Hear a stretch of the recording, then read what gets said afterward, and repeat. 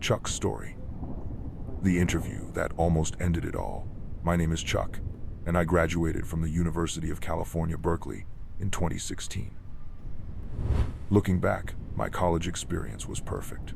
I was part of a fraternity, managed my studies well, and spent just the right amount of time chasing girls. I am still friends with many of my old frat brothers, and I recently got engaged to my fiancée, Rosie, whom I also met at Berkeley. But if you had asked me about Berkeley during my freshman year, my answer would have been very different.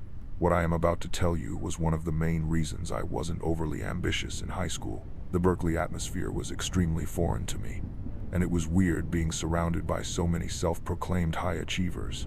As a freshman, I was quickly swept up in the frenzy of career development and planning the next 30 years of my life as an 18-year-old. Silly, I know, but that was the nature of my school at the time. If you wanted to get any sort of offer in the business world, having a strong LinkedIn profile was a necessity. I can still remember the stress of cultivating a professional image online, as if my future hinged on which people I connected with and what skills I listed. Regardless, I checked all the boxes and began my search for a summer internship. It wasn't long before my inbox chimed with a meaningful message. To my genuine surprise, a prestigious business firm had reached out to me, expressing interest in my profile. It wasn't one of those bot messages either. The substance of the message indicated that it was a unique, personalized note designed specifically for me. I read it over 6 times before finally responding. After a brief correspondence, I was invited to a first-round interview. I spent hours researching the company so I'd know what to expect, and I prepped myself with all the sample questions I could find.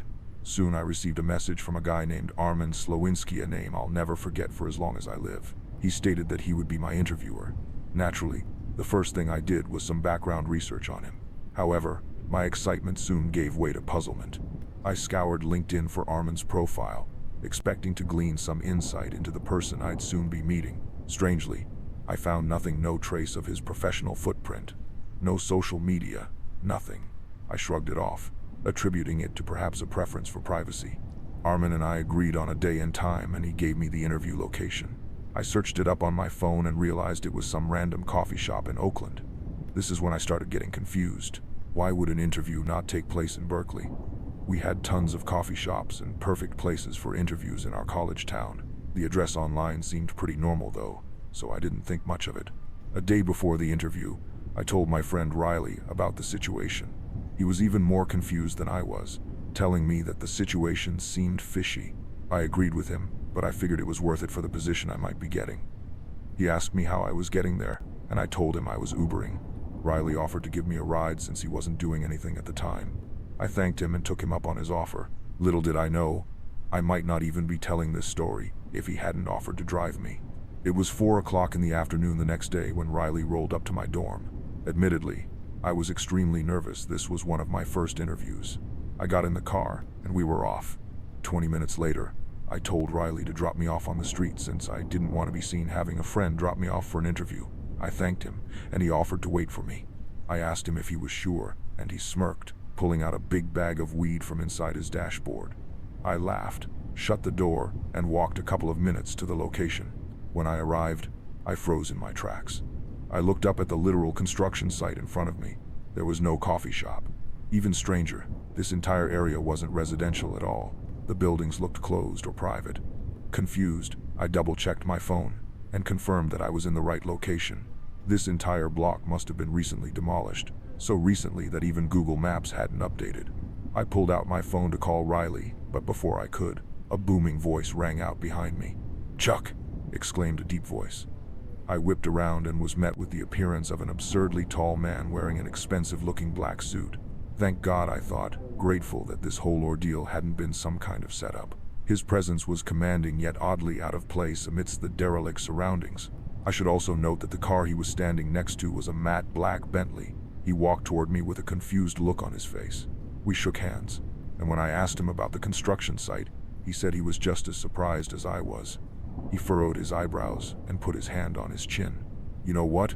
Why don't we find someplace else? Get in," he said, motioning toward the Bentley. He walked back to the car and shouted over his shoulder, "Shotgun's all yours." Without another word, he got in the front seat and shut the door. Excitedly, I followed. I walked around the car just to admire it a little, and couldn't help but glance into the back seat. I expected to see the beautiful leather seats that you'd expect in a Bentley, but instead, my eyes met a sight that sent a chill down my spine. Lying flat on the ground, obscured by the shadows, was a man.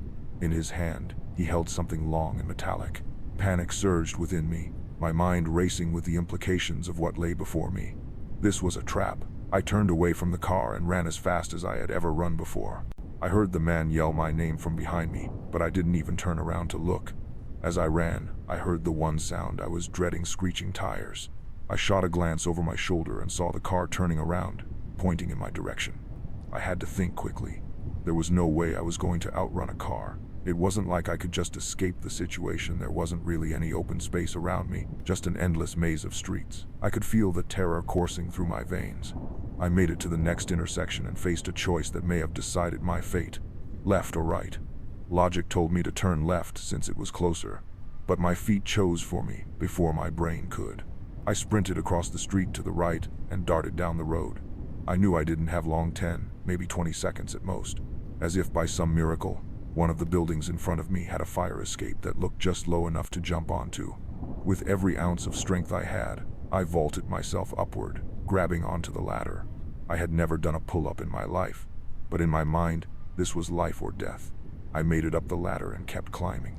The Bentley whipped around the corner and stopped on the street in front of the building. I couldn't see the driver, but I knew he was looking at me. There was nothing else I could do. If they chose to follow me, I'd just have to fight. The next minute felt like an eternity. The car stood there a little while longer and then accelerated down the street, turning left to never be seen again. I couldn't breathe. I pulled out my phone and called Riley, basically screaming into the phone about what had happened. I stayed on the fire escape until he found me. I got in the car, and we sped off in silence.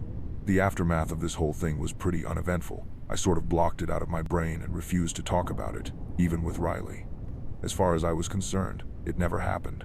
But as much as I tried, there are times like right now when I can't help but recall every horrifying detail of what could have been the last day of my life. The roommate from hell. This next story happened pretty recently. My family and I were driving to college to help me move in, as I am currently a first-year student. Once we arrived, I found out that I would be living in a Jack and Jill dorm setup, which means you and another room share the same bathroom. Essentially, I'd be living with 3 other guys. I already knew one of them in the other room. We met at orientation and got to know each other. His roommate doesn't matter for this story, though. It's my roommate Diora who I am going to talk about. I got his socials beforehand and exchanged information prior to moving in. I tried talking to him on Instagram to get to know him better, but his replies seemed dry. On top of that, his profile seemed like one of those Discord mods you see on Instagram Reels or TikTok. Once we moved in, I met him, and ironically, he looked like a Discord mod except he had a skinny build, was around my height, and looked very pale with a peach fuzz mustache. I tried talking to him again, but his talking style matched his texting style, very introverted. He stuttered a lot and always tried to end the conversation as quickly as possible. I tried to lighten him up by asking what kind of music he listens to, but he said he doesn't listen to music because it wouldn't fill his cup of emptiness. To make things weirder, when he set up his PS5, he immediately started gaming. It's not the gaming that's weird, it's what he does when he games. Diora makes these weird grunting noises, violently shakes his body, and laughs when he spams the controller. He puts his feet in his desk cabinet, occasionally grabbing them and pulling them toward his body during his shakes. He whispers to himself as he plays by himself or with his online friends, and he usually repeats what he whispered twice in a giggly manner. He stays in the room 24/7 and almost never does homework. His movements alone freak me out as I am trying to sleep, but here is more to the story. Sometime around the first week, I went out with some friends I met in my dorm building and came back pretty late, around 1 a.m. Diora looked asleep in his bed, so I nudged it off. As I went to my cabinet, which was right next to my bed, I felt my arm hairs stand on end and had the urge to turn around. So I did. Diora was staring right at me with a slight grin on his face. I yelped and said, "Holy crap, Diora, why are you looking at me like that?" He laughed it off and said, "Dark time," then turned around to face the wall. This creeped me out, and it happened 3 more times. I tried to move out, but my college said they didn't have any dorms open. I tried to move into the other room, but one of the other roommates didn't want to leave either. This meant I was stuck with Diora for the semester, and I just had to deal with it. About 3 months passed, and I came back from my English class. When I opened the door to my dorm, Diora stood up in a panic, asking me why I was back so early. This was weird because my English class actually ended late, hence me getting back late. I asked him if he needed the room to himself, and he declined, striking some weird pose that looked like it was from an anime. He said, "You shouldn't be worried at all." I visibly cringed at him, and his statement only made me more uncomfortable. I noticed he had a box on his desk, and when I brought it up, he told me it wasn't important. I shrugged it off. At this time, I noticed that my iPhone charger and my scissors were missing. I asked Diora if he had seen them, and he said he did. He handed me the scissors, and as he was handing me the iPhone charger, the cable knocked his box over to me as well. The box opened, and what I saw made my heart sink. A sticky note with my name on it fell out, alongside what looked to be a see-through case containing eyelashes, a pair of glasses, a pair of my socks, and a disposable photo of me that I had taken as a joke. He collected all of it off the floor as he tried explaining the meaning of it, and I yelled at him to get out. He left immediately. I texted my RA about the situation, and he told me he was out at the moment, but would come back tomorrow to see the box as evidence, so they could kick Diora out. I got the box and hid it within my laundry bin. I felt really rattled, and the sight of my roommate disgusted me. However, an hour later, he came back. I just told him to stay on his side and not to talk to me. After that, no words were spoken. I tried to stay awake out of fear that he might try to find the box. But after a long day, I fell asleep around 2 a.m. When I woke up, I saw Diora was gone, and it felt good seeing him out of the room for once. But then I remembered the box. I went to my laundry bin, and it was gone. I panicked.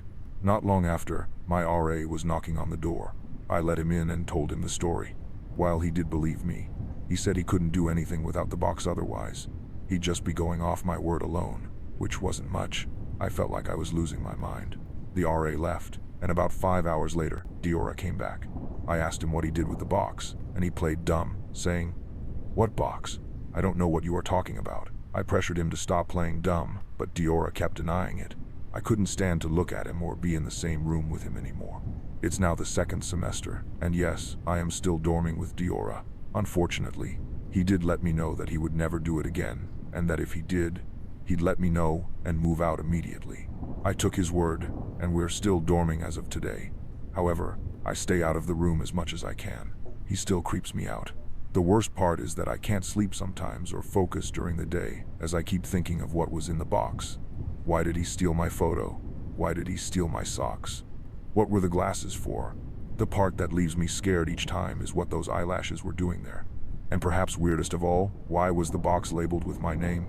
The frat party gone wrong.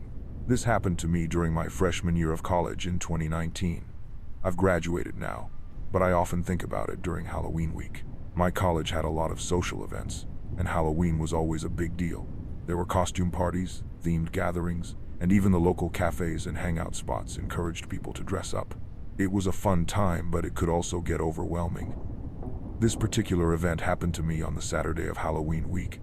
Our football team had a huge win that day, and my friends and I decided to celebrate by attending a gathering hosted by one of the fraternities off campus. We knew about this because one of my friends, Alexandra, was dating a guy on the team. We arrived at the frat house around 11 p.m., and the atmosphere was lively. People were chatting, laughing, and enjoying the themed decorations. The music was loud, and everyone seemed to be having a good time. It's important to note that my phone had died earlier in the evening, and I had given it to Alexandra to keep in her bag. At some point, I told my friends I needed to step away for a moment and asked them to wait for me near the main area. We were all pretty tired, but still enjoying the night. While I was in the bathroom, I suddenly heard someone in the house shout, "Cops!" At the top of their lungs. Chaos erupted. People started rushing toward the exits, pushing and shoving to get out. I hurried out of the bathroom and made my way outside, only to be met with the sight of multiple police cars and flashing lights. People were scattering in every direction, some tripping over themselves, others shouting in panic. The scene was chaotic, red and blue lights flashing, the sound of police radios crackling, and the occasional shout of, "Stop!" from an officer. My heart was pounding as I realized I didn't have my phone. I had given it to Alexandra earlier, and now I had no way to contact her or my friends. I started calling out their names, but the noise of the crowd and the music still blaring from the house drowned me out. I tried to avoid the cops, knowing I was underage and not in the best state to explain myself. I ducked behind a group of people and made my way to the edge of the crowd, scanning for any familiar faces. But it was no use, everyone was running in different directions, and I couldn't spot Alexandra or anyone else I knew. Realizing I wasn't going to find them in the chaos, I decided to start making my way back to campus. The only problem? I had no idea where I was. This frat house was far off campus, in a part of town I wasn't familiar with. I had only gotten there because Alexandra had driven us. Now, I was alone, disoriented, and completely lost. It was freezing that night, way colder than it should have been for October. The temperature had dropped to around 37 degrees, and I was only wearing a light costume. My breath came out in visible puffs as I walked, shivering, down the dark, empty streets. The adrenaline from the chaos had started to wear off, and I was feeling the exhaustion more than ever. My head was spinning, and my legs felt like jelly. I knew I needed to find somewhere to rest and gather my thoughts before I could figure out how to get back to campus. After what felt like forever, I saw a building up ahead. It looked like one of the academic buildings I'd heard about, though I wasn't entirely sure. At that point, I didn't care, I just needed to get out of the cold. I approached the building and tried the door. To my relief, it was unlocked. I stepped inside, grateful for the warmth, but as my eyes adjusted to the dim lighting, I realized something was off. This didn't look like any academic building I'd ever seen. The walls were bare, the floors concrete, and the air smelled damp and musty. A few exit signs glowed faintly, casting an eerie red light over the space.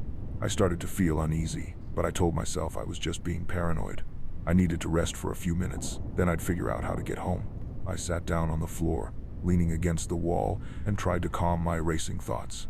After about 5 minutes, I started to feel a little more composed, but the unease in my stomach only grew. I decided it was time to leave. I stood up and went back to the door I had come through, but when I tried to open it, it wouldn't budge. I pulled harder, but it was locked. Panic started to set in. How could the door have been unlocked when I came in but locked from the inside now? I tried to rationalize it. Maybe it was an automatic lock, or maybe I had just imagined it was unlocked. But deep down, I knew something wasn't right. I turned around and started walking deeper into the building, looking for another exit. The further I went, the more unsettling the place became. The walls were lined with pipes, and the air was thick with the smell of mildew. I finally found another door and pushed it open, hoping it would lead me outside. Instead, I stepped into a smaller room, illuminated by a single red light. The buzzing sound of some kind of machine filled the air, and I could see chains hanging from the ceiling. Steam drifted through the room, and the whole scene felt like something out of a horror movie. My heart was racing now, and I knew I had to get out of there. I turned to go back the way I came, but the door behind me was locked too. I was trapped. I started to hyperventilate, my mind racing with worst-case scenarios. I leaned against the wall and slid down to the floor, trying to calm myself down. That's when I heard a loud slam, like a door being shut, followed by heavy footsteps. My blood ran cold. I held my breath, listening as the footsteps grew louder, closer. Someone was in the building with me, and they were coming my way. I scrambled to my feet, my fight-or-flight instincts kicking in. I looked around frantically for a way out, and spotted a window on the far side of the room. Without thinking, I ran toward it and started kicking at the glass with all my strength. It took 5 kicks before the window finally shattered. The sound of the breaking glass echoed through the room, and I heard the footsteps break into a run. I didn't have time to think. I climbed through the window and jumped, not even realizing how high up I was until I was already in the air. I landed hard on top of 2 recycling bins, the impact knocking the wind out of me. I groaned in pain but forced myself to get up. I looked back at the window, half expecting to see someone climbing out after me, but it was empty. For a moment, I thought I was safe until I saw a figure appear in the window, silhouetted against the red light. They were looking around, searching for me. I ducked behind some nearby pine trees, my heart pounding so loudly I was sure they could hear it. I stayed there, frozen, until I saw the figure disappear from the window. I didn't wait around to see if they were coming after me. I took off running, not even sure where I was going. All I knew was that I had to get as far away from that building as possible. I ran until my legs gave out, and by some miracle, I found myself back on campus. I stumbled into my dorm, where my friends were waiting outside, frantic with worry. They told me I had been gone for almost 4 hours. I was too shaken to explain everything right then, but the next day, I told them what had happened. Their faces went pale as I described the building, the chains, the footsteps, and the figure in the window. We tried to figure out what the building was, but no one seemed to know. It wasn't on any campus maps, and when we asked around, no one had heard of it. The scariest part? Whoever was in that building wasn't a cop or security guard. They were just some random person, and they'd been after me. To this day, I have no idea what would have happened if I hadn't broken that window and escaped. It's still the most terrifying thing that's ever happened to me, and every Halloween, I can't help but think about how close I came to something unthinkable.